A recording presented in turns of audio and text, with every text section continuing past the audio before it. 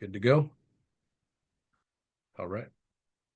So, good evening, everybody, and welcome to our standards-based grading using equitable practices presentation for our CVUSD families and community tonight. Some quick introductions. I'm David Luongo, Director of Secondary Ed Services. Joining us and supporting tonight are Afi Skloot, the Director of Elementary Ed Services, and the Assistant Superintendent of Ed Services, Dr. Nia Rashichi. So we have some other folks joining us as well who may join the discussion and help with Q&A later, but that's the main team right now. So our agenda for this evening, we're going to talk about what you should know for the 25-26 school year. We're going to talk about explaining the CVUSD proportional grading scales, and then we'll go over our 3-year plan, including what we'll be doing around action research, specifically in CVUSD. And then throughout the evening, we want to strongly encourage you to click on that Q&A button at the bottom there.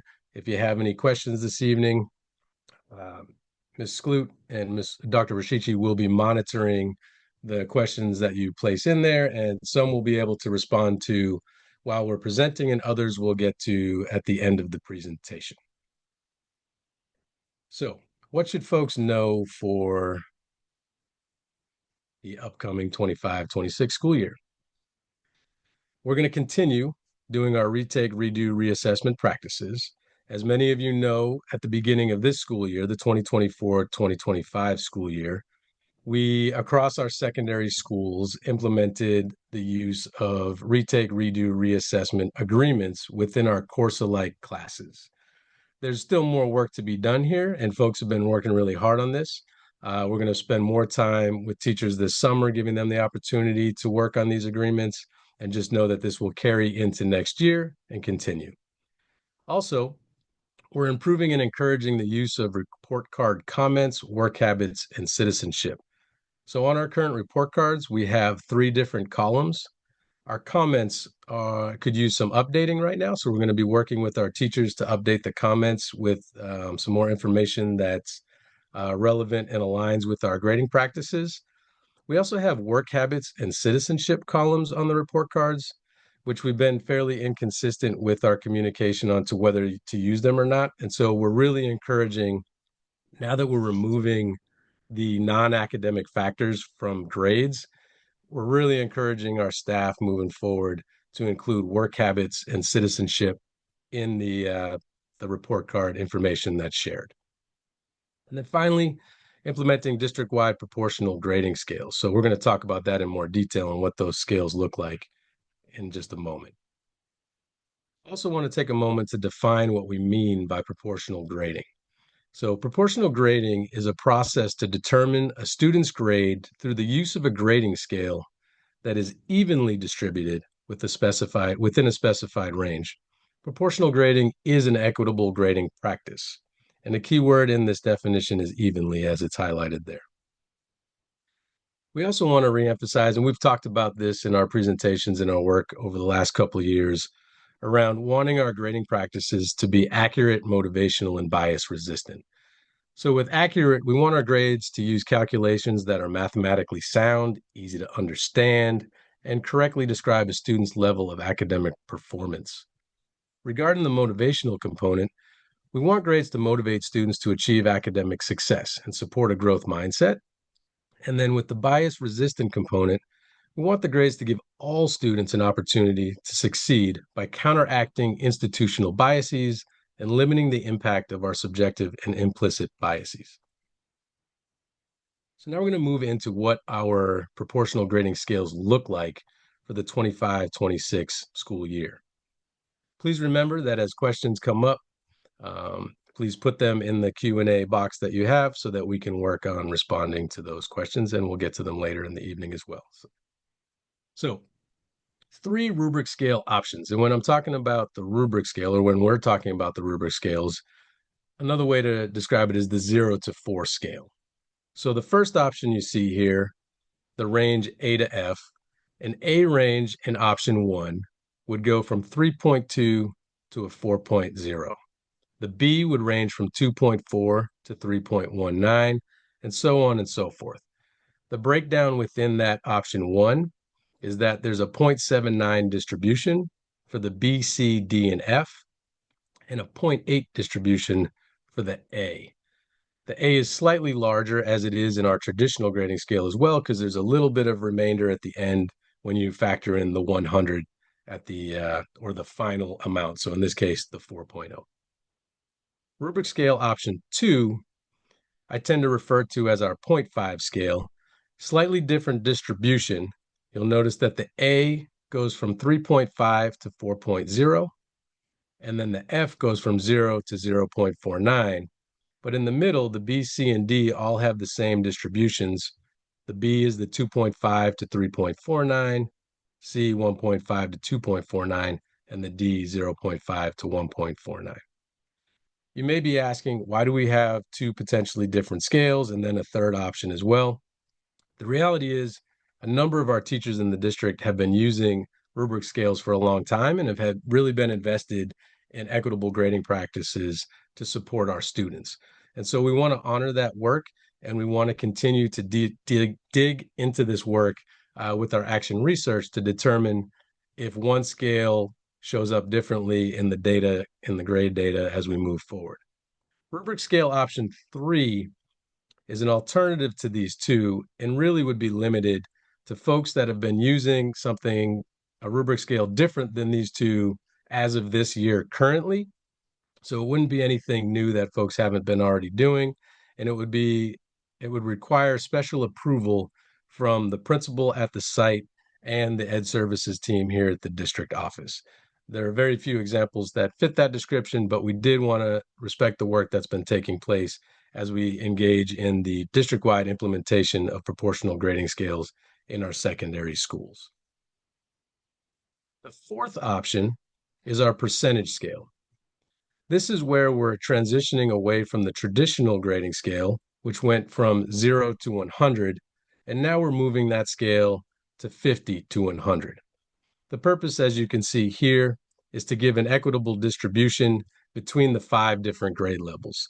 So you'll see that the A through the D haven't changed from the traditional system, which most of us are familiar with. So your A is your 90 to 100, your B is 80 to 89, C is 70 to 79, D is 60 to 69, and F is where we see the change.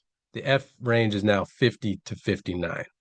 It's important to note that the bottom threshold is the 50. So if a 0 is assigned, it just defaults to the 50 number to be proportional within the system. So that 0 to 49 range is no longer there because it disproportionately skews the grading system in the F range. We surveyed our secondary teachers about a month and a half ago. And when we did that, we received 150 responses back out of our 202 certificated teachers in our secondary system. You'll notice here they had the option. We just wanted to know what grading scales our teachers are currently using in our system right now. And so you can see that a large percentage of our teachers are already using something other than the 0 to 100 scale. So you'll notice the traditional 0 to 100 scale is that bar on the bottom. So 50 of the responses said they were using the 0 to 100.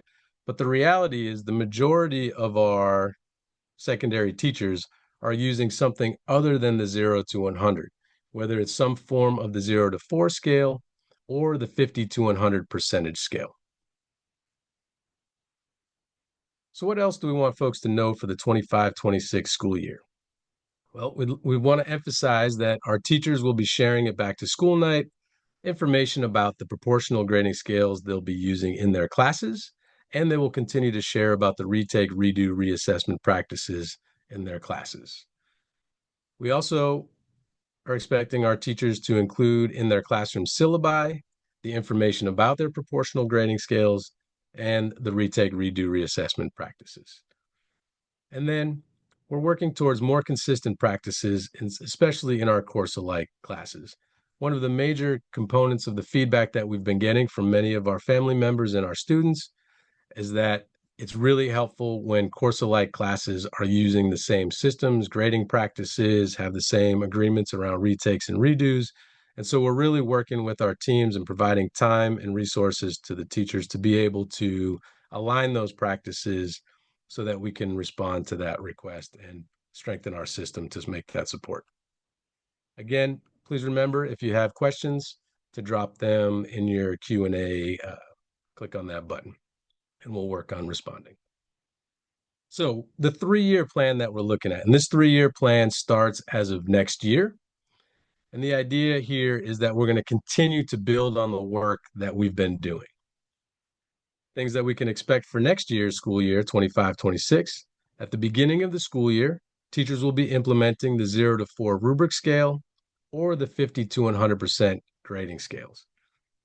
We'll also be beginning action research this next year and continuing for 3 years, looking at the impact that the scales have on our grading systems.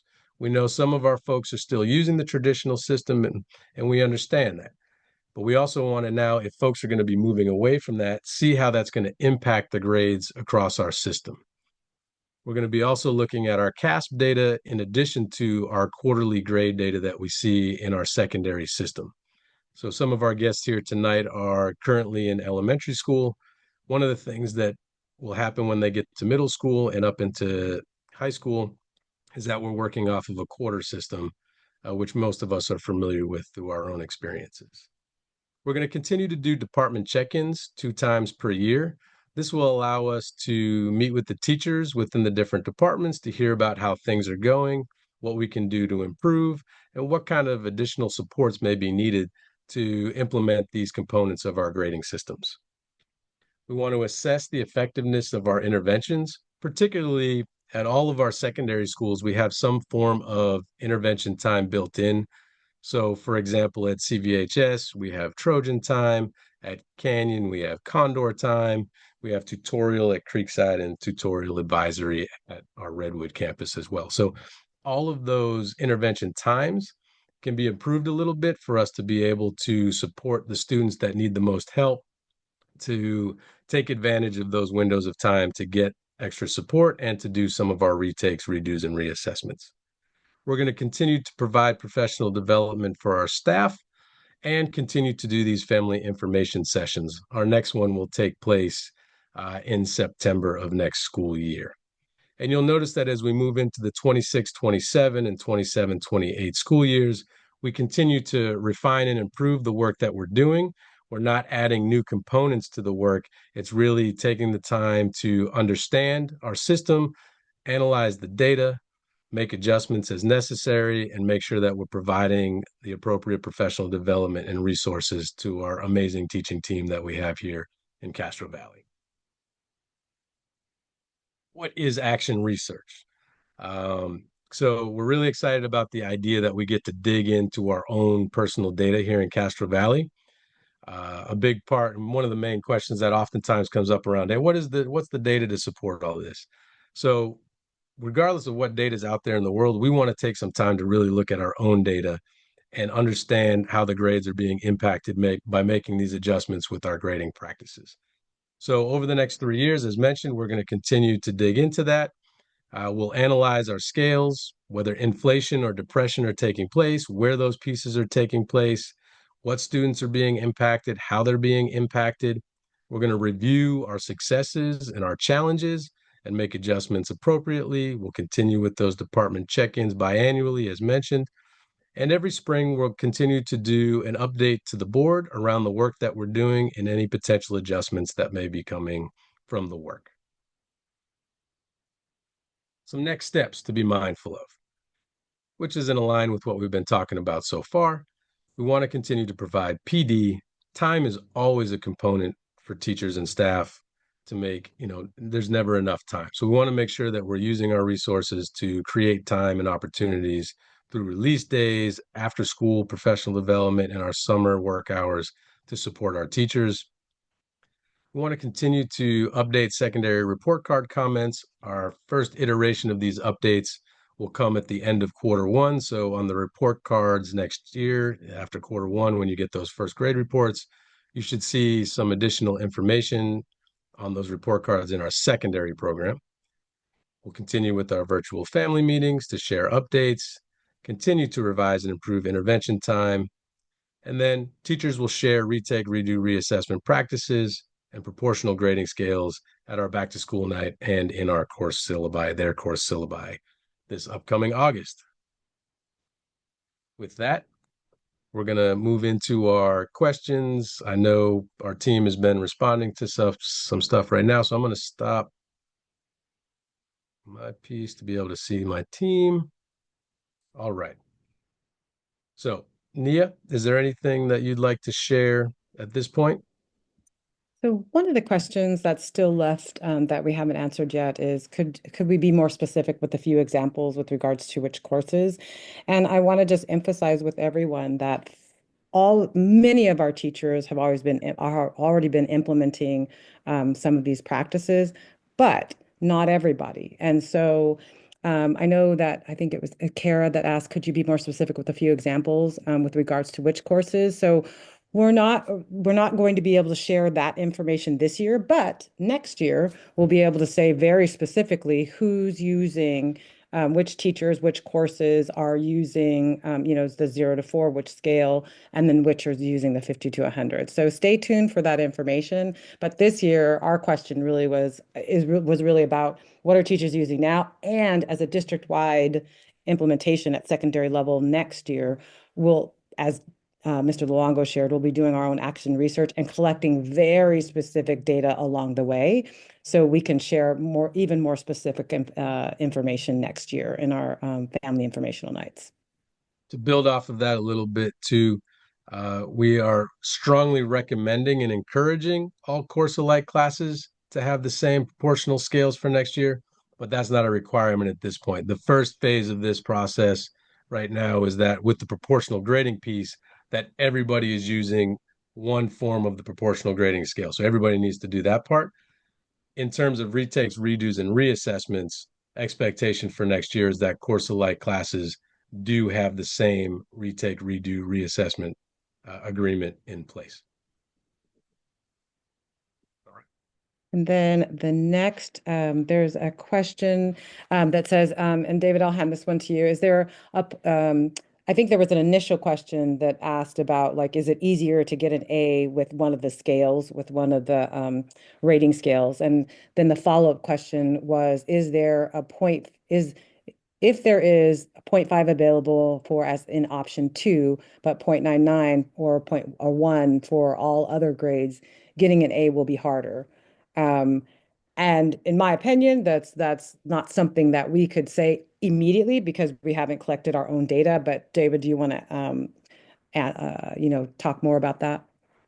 Sure. The first piece to that would be that the scale in and of itself doesn't dictate or determine whether or not it's easier or harder to get a grade. It may increase or decrease the percentage aspect, but teachers also have a large impact. It's how they implement the scale. So there are multiple layers to what will take place. So the action research analysis of the data will be important.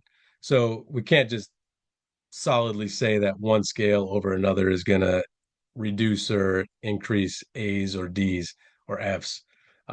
We just want to make sure in the first stages of this that what folks are using is proportional so that we can systematize the data collection and get an understanding of how it's showing up. This year is going to be our baseline data year so that we're then able to have comparative data to look at. Um, some of the research out there has indicated through, like, if folks are familiar with Joe Feldman, initially when folks implement proportional grading scales, there does sometimes show, and this is where the action research data comparison piece will come into play. Sometimes the A's can get impacted and reduced using the 0.79 scale. But again, all this is going to be our own action research. We'll take a look, and so much comes into play in terms of what teachers are doing in their classrooms to implement their scales. And we also allow for the retake reassess component. So that also helps to address when students aren't able to perform as well as they would like initially. There are opportunities to take the retake and redos.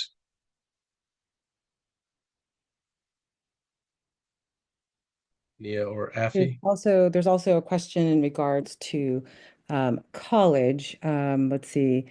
It says, I understand I understand that the research will be coming years, but how will that help my senior who is depending on her GPA to be good, or my incoming freshman who will set the tone for his high school career next year? The statement is these kids are guinea pigs for a system you don't know what works, but clearly makes getting A's more difficult using option two. So um, let's see. I think Afi, did you want to uh, talk about that? Or okay, so in the big picture of things, we're talking about mastery of content. That's really what we're talking about. So as far as being college ready, absolutely our students will be college ready. Remember, many of our teachers have been using these some of these strategies for a couple of years or specifically this year. So, and we have not heard from anybody that their college aspirations were impacted in any form or fashion. So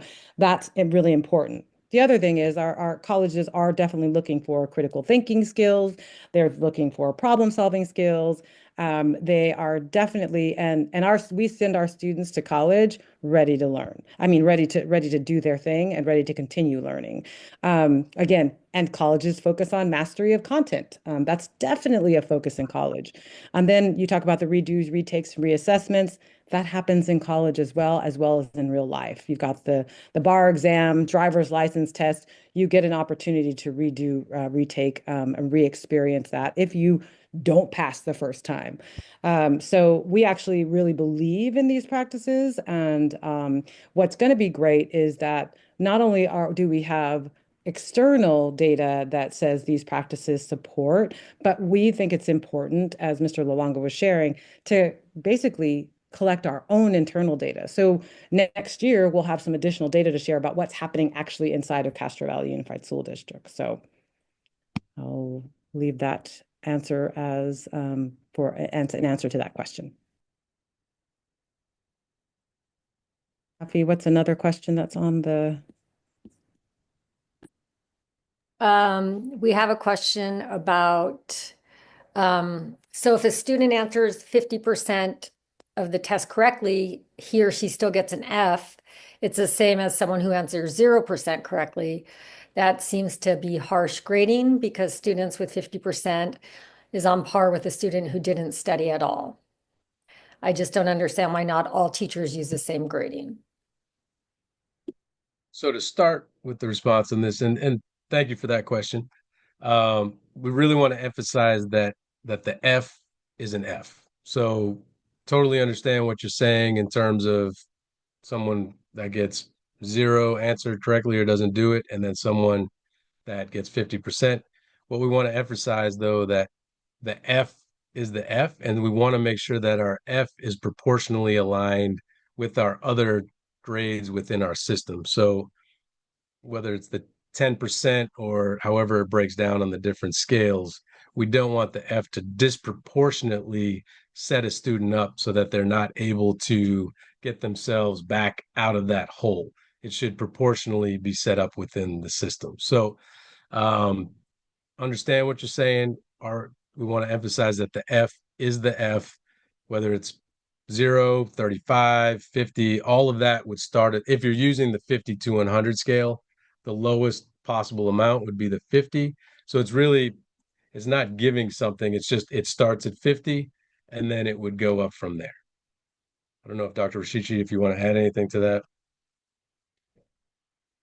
No, I think that covers it. I think we should make sure we can try within our timing to go through different questions. So one of the questions is, how is this scale bias resistant? I can just start talking about that. So this scale, what Mr. Luongo talked about tonight are these scales are proportional. Bias resistant. So what we aim all of our grading practices to be are motivational, accurate, and bias resistant. These proportional grading are about being accurate in our mathematics because 50 to 100 is much more proportional than 0 to 100. In the 0 to 100, it's biased towards failure because it gives such a much larger amount for students, much larger percentage for for students to fail. And then it's also motivational because students who perhaps missed getting in something and has a zero, they have a chance of making that grade up. I'm sorry, if they got it, let me reframe that. If they have a zero, it's really hard to recover from a zero. But if they bottom out at 50%, then they have a chance of making that up somewhere. And I don't know if Dr. Rashichi or Mr. Luanga want to give more information about that. I was just going to add that folks can still give the zero if they're on the 0 to 4 scale. So that option still exists. And many of our teachers prefer that scale as well. So one of the questions, one of Go the ahead. questions is this just for Castro Valley Unified School District or is this all over California? In all actuality, there are several districts, surrounding districts that are also using these practices. I can name San Leandro. I can name Alameda. I also know that we're working with the County Office of Education to support districts from a county perspective on this work. And so there are other school districts that are also starting up this work. And then there are also school districts on the East Coast, across the nation. But I don't have all the names of those different school districts, but there are multiple districts that are doing this work or starting this work. Some of those school districts, we've been doing this work for the last several years. This is not new work for us. The proportional grading scales is new part, but we've been working on equitable grading practices for the last several years. So I will look at the next. Mr. Luongo, does this mean that the teacher needs to choose which option they will want to use among the three options? Say that again for me. So does what you presented tonight mean that the teacher will choose which option they want to use among the three options? Of the 4 options, yes. So they can choose one of the 3 rubric scales, or they can choose the percentage scale, but it will be the teacher's choice. And we're strongly encouraging and recommending course-alike classes to work together to choose the same scale. But again, that's not a requirement for 25, 26. That'll come into play moving forward. And really want to take a moment to just appreciate all the questions and all the folks that are here tonight. So thank you for being here and asking great questions. So another question along the same lines, am I correct in thinking that a student could potentially have different teachers using different rubrics and with different rules for retakes, redos, and due dates? Also a good question. So ideally, as we're moving into year 2 of the implementation of the components system-wide, the retake, redo, reassessment agreement should be the same in that course-alike class. So let's just take an example. Let's say biology as an example. Ideally, the biology class, whether it's 2 different teachers, 5 different teachers, those biology teachers would have the same retake, redo, reassessment agreement in place. So you shouldn't see any variation there. But it is possible that you'll see variation next year for the proportional grading scale. So it's possible that one teacher is using the 0.79 distribution, 0 to 4 scale, and another one is using the 50 to 100 scale. Well, we're recommending that folks for next year use the same scale. Again, we're working towards that, but we're not there yet. So that difference is a possibility.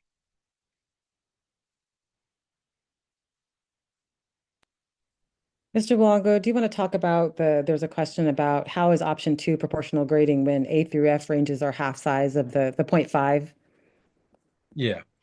So we recognize it doesn't fit the exact criteria of equal distribution for all 5 distributions. So mathematically, totally see that piece. And we have some teachers who've been using this for a number of years and have been having success with it, and feel strongly that we should consider it in the mix as we're doing action research as a possible option that our district should consider moving forward. And so, honoring that work and recognizing that this aligns with what we're trying to do in terms of standards based grading using equitable practices, we haven't removed it from the system. We're taking the time to analyze. But you're correct that the A and the F, the distribution is smaller with that 0.5 distribution, and the B, C, and D are larger. And again, just reminding not reminding Mr. Long, but just adding to that, that some of our teachers have already been using that practice. And we wanted to honor those teachers that are already using an equitable grading scale. And again, through our action research, we're going to figure out like which best system is the best for us. I mean, right now we have a system that does not have equal proportions and really is biased towards F. If everybody knows that traditional scale that we all grew up with, right? 0 to 100, where there's a 10% for the A, the 10% increment for the B, a 10% increment for the C, and a 10% increment from B. Then we have 60% because we're going from 0 to 59%, right? So we have that 60% increment. Those increments, we want them to be more proportional. And the current traditional grading scale is not proportional. I think we touched on this briefly, but we have a question about, since most colleges use GPA as part of their admissions, do the various options have any impact on college prospects?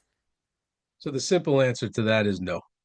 We work closely with colleges, but not in this sense. They don't micromanage or get involved with what school systems are using for their grading systems. They rely on us to report GPA and transcripts to them, but they don't analyze those in a way to judge whether or not our system, how it compares with somebody else. So what we're proposing and what we're moving into for our grading systems totally aligns with preparing students effectively for college, and the college systems recognize that, both private and public.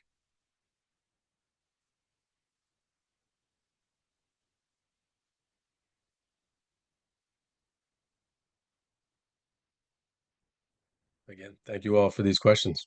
It's great. Ms. Skloot, anything else? You all are.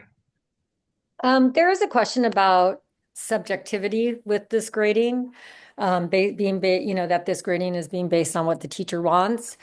Can we speak at all to how actually that we're trying to remove the subjectivity when assigning grades? That's such an important element of the work that we've been doing. Appreciate the question. So, yeah, traditionally, grading has been really subjective. And as we move to standards-based grading and doing that with equitable grading practices, the idea is that we're working on removing as much subjectivity as possible and really making the grades heavily focused on what students know and their understanding of the content. Again, we're moving in that direction. This is taking time. Our teams are working together to align practices, develop and create rubrics, align assessments, but all of this work is taking us in the direction of reducing subjectivity and really focusing on student knowledge and showing that they have understanding of the content or identifying where they don't so that we can support students to learn the content.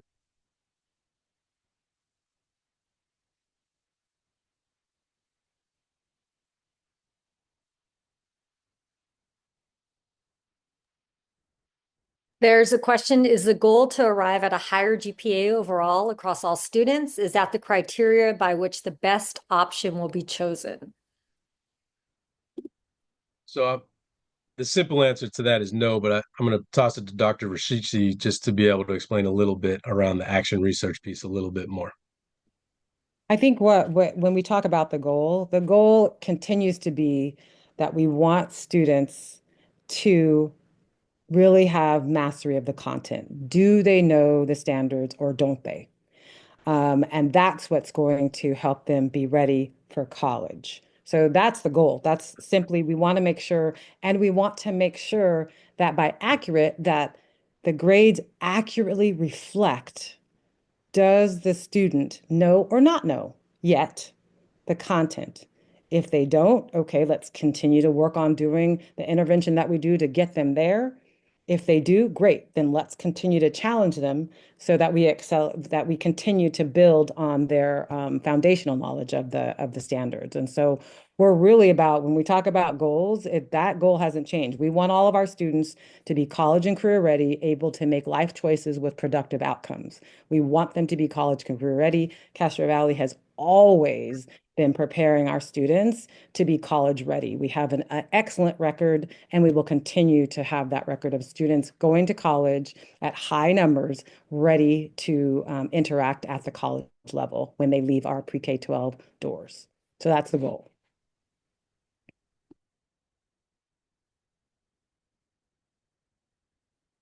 I'm looking to see if there's any different questions that we haven't answered already.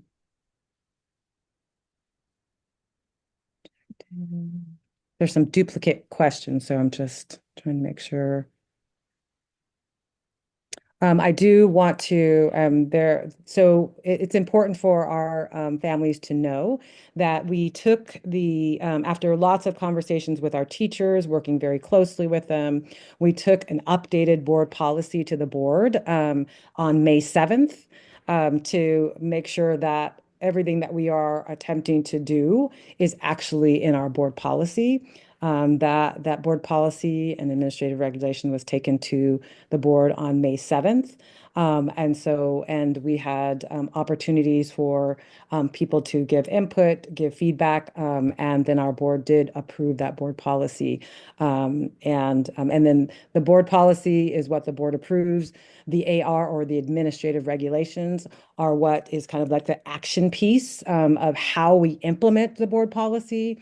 We just wanted to make sure that folks knew that we have a board-approved policy around this work that really codifies the work that we're going to be doing over the next few years.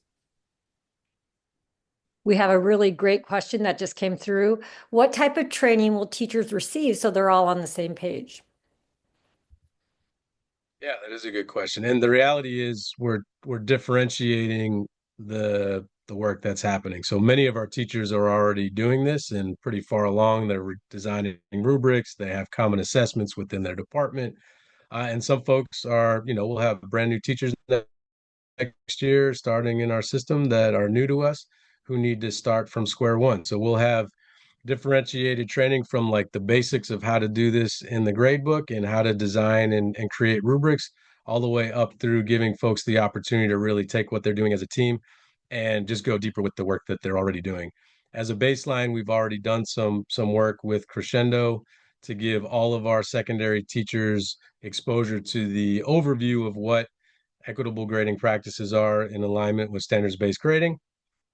And we'll continue to provide opportunities on our PD days for all of our secondary teachers. And then on the release days, they're able to work in their teams as departments on the work. So a variety. What we've heard consistently from our teachers is that we need to differentiate for the different folks. And just a shout out to all the teachers that are here tonight. I'm noticing we have a number of teachers here joining us. So thank you all for the work that you do. We do greatly appreciate you, and we couldn't do any of this without you. So thank you.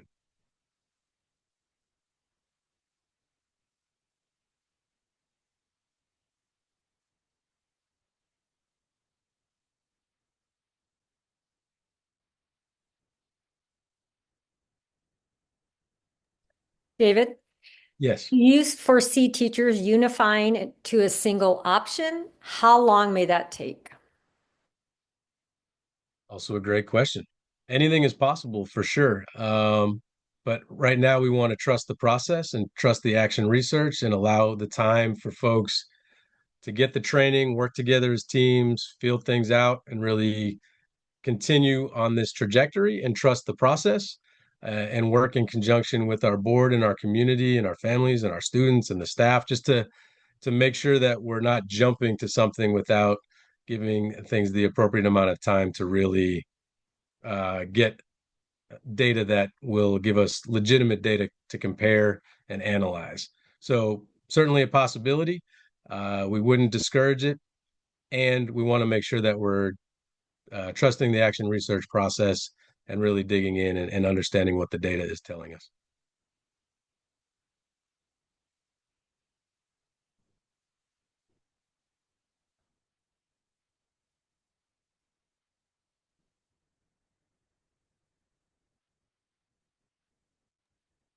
So one of the questions is around, given that parental involvement in education is an important, whoops, it jumped, is an important factor in student success. Is there any concern that the variability in grading systems between teachers is going to make it more difficult for parents to get a handle on how their child is doing and where they can help?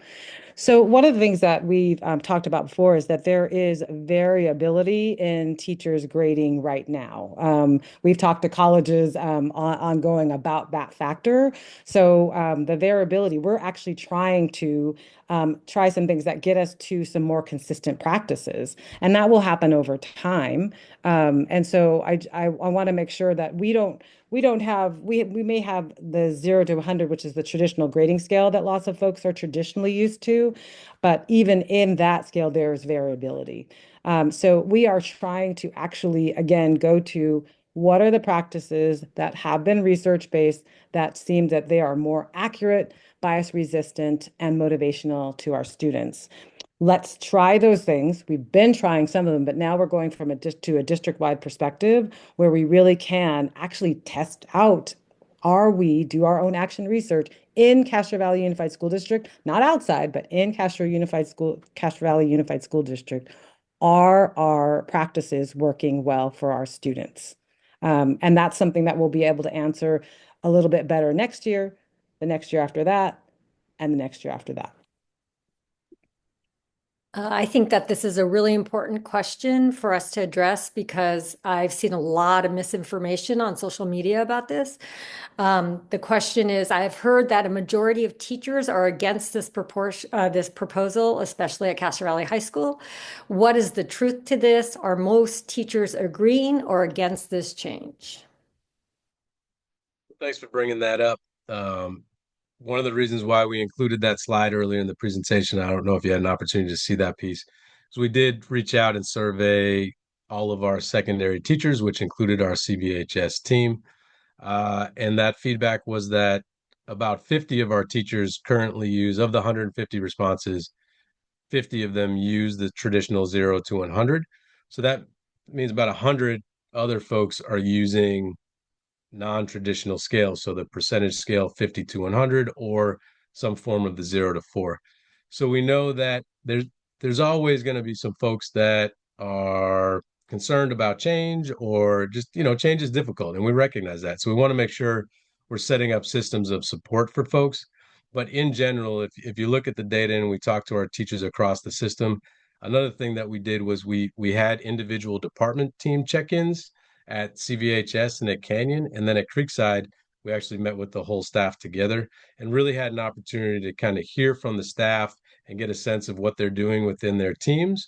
And in general, there's definitely more positive support. But again, there's always gonna be some concern and resistance, and we're aware of that. And we want to make sure we're providing supports for folks who may be sitting in that space of not feeling comfortable with this change right now.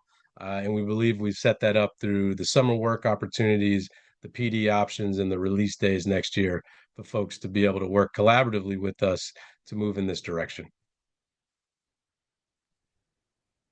And just to build on Mr. Luongo's response, I think it's a really important that beyond the scale, and Mr. Luongo, will you go to did you have the slide that in I regards do. to the support? Yeah.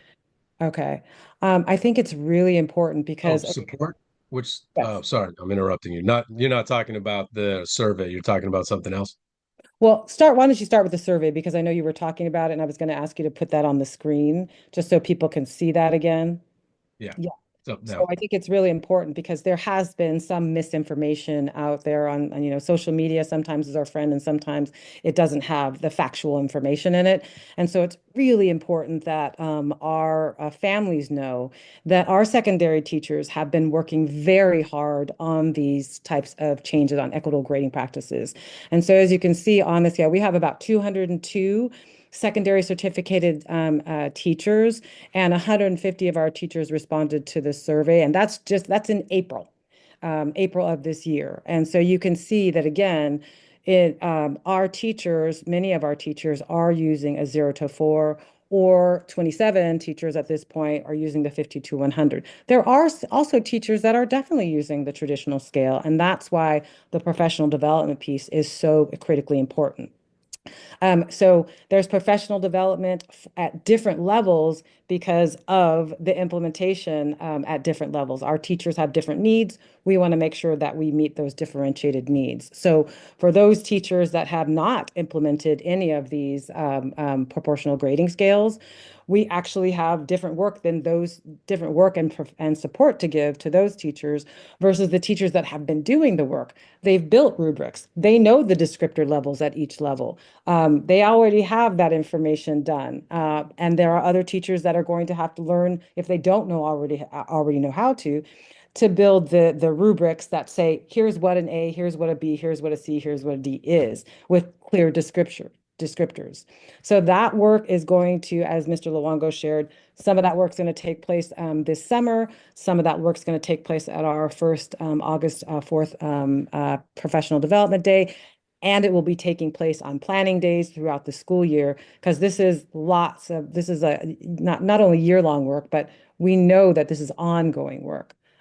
So it's not only about the scale, it's about the other work that goes along with it to make sure that we can support our students to build their knowledge and their capacity and towards mastery of the content standards.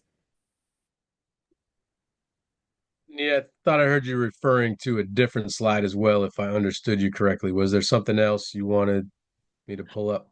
I just was talking about the kind of support, and I know you talked a little bit about that. I think that that was in our board presentation around, making sure that our teachers have the support to do this work well. And so beyond professional development, we also have the development of lead teachers that will be at each one of our schools to help teachers develop their capacity around this work.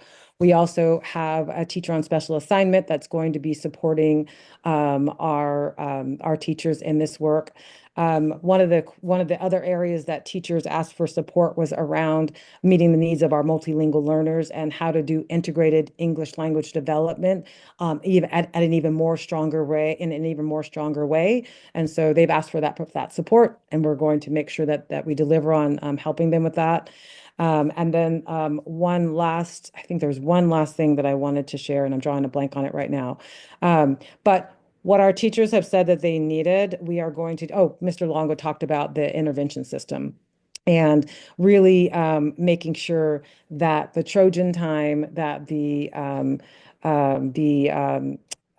tutorial time and the Condor time actually that we relook at those systems to make sure that they're the strongest intervention systems that they can be, so that for those students that need additional support, that teachers have a smaller class size during those intervention times to actually work more closely with those students. So we're looking at all of that as well to make sure that our systems are as effective and efficient as possible to make sure that we can support teachers to do the work that we're asking them to do so that students get what they need when they need it. And that's our definition of equity is like students get what they need when they need it, and those needs can and will be different. And I know sometimes folks have different definitions about equity, but I want to make sure that when we say equity, we're talking about students getting what they need when they need it. And those needs can and will be different. And part of our responsibility is to meet those needs.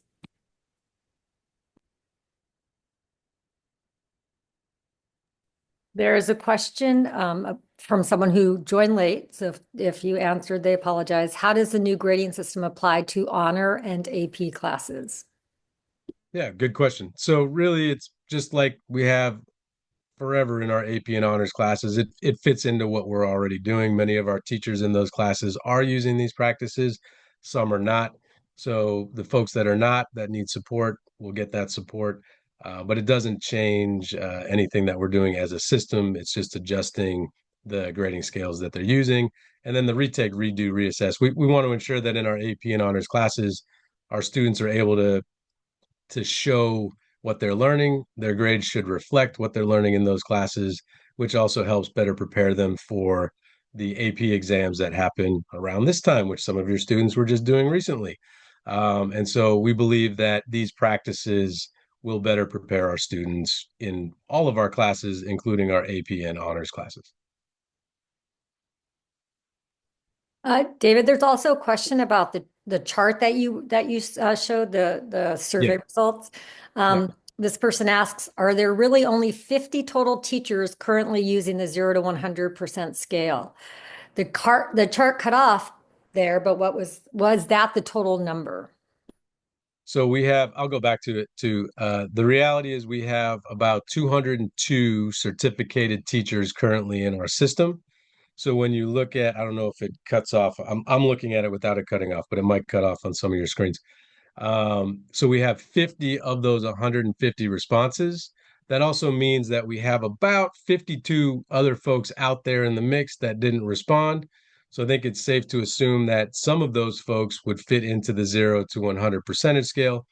But the reality is, 150 responses out of 100 or 202 is a really good response rate. It gives us a good sense of what's happening in our entire system, but it by no means would allow us to say that it's the definitive end all be all data because we still have 50 plus folks out there that didn't respond. So we do want to be mindful that some of those folks would also fit into the 0 to 100 traditional scale. I do want to be mindful of time. We're approaching 7 o'clock. So, Ms. Skloot or Dr. Rashichi, if there's one or two more questions.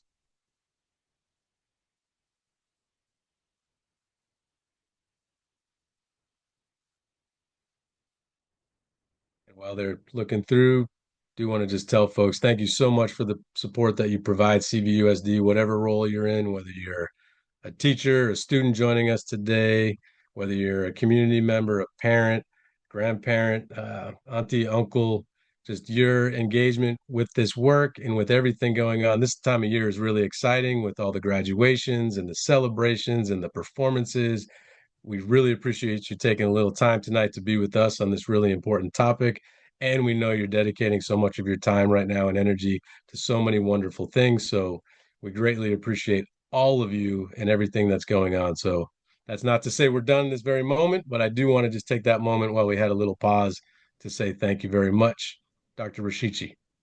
Yes, I just wanted to reiterate what Mr. Longo was saying, but I also want to make sure a few folks have asked us and emailed during the session that they couldn't make tonight, and would we be posting the recording? And so they answer that question so that everybody knows that's in the meeting tonight. We are recording, and we will post the recording of this session on our website so that folks have access to it. We will also be sending it out to our principals so that they can share that with their parents so that folks have access to the information. We will also be hosting another informational night in September. I think September, Mr. Luongo, that's when we had planned it. And we will have at least two informational nights every school year to give the latest information to our families. So that is something that we're dedicated to and committed, and we want to make sure that happens. Let me look and see. Mrs. Clute, did you see any other new questions that weren't duplicate? There's one question that I don't think we've asked, if what the data from other school districts, do we have data from other school districts that have adopted this new approach? I can't answer this comprehensively. I can say that I did see something from San Leandro, saying that they did find that there isn't grade inflation happening, but I can't cite the source. I just remember reading it somewhere, so I don't know if anyone has any additional information.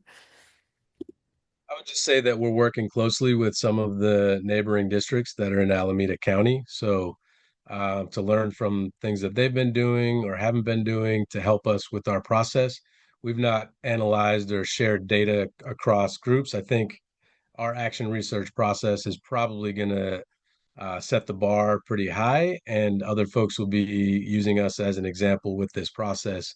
But as of right now, it's really more about working collaboratively in conversation and discussions around systems, not so much the data piece from the surrounding districts.